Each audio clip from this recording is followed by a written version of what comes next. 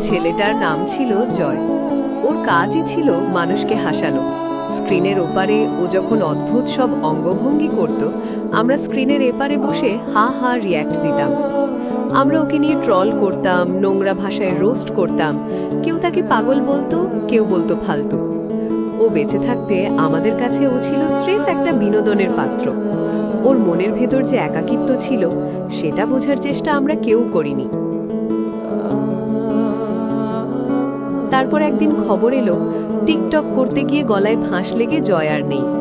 যে ছেলেটা সারাদিন সবাইকে হাসাতো, সে নিজেই চিরতরে চুপ হয়ে গেল। মুহূর্তেই পাল্টে গেল সব। অদ্ভুত না, যে মানুষটাকে আমরা বেঁচে থাকতে গালি দিতাম, আজ তার জন্যই সবার চোখের পানি ঝরছে। প্রোফাইলে প্রোফাইলে আজ তার ছবি। সবাই আজ বলছে ছেলেটা অনেক ভালো ছিল।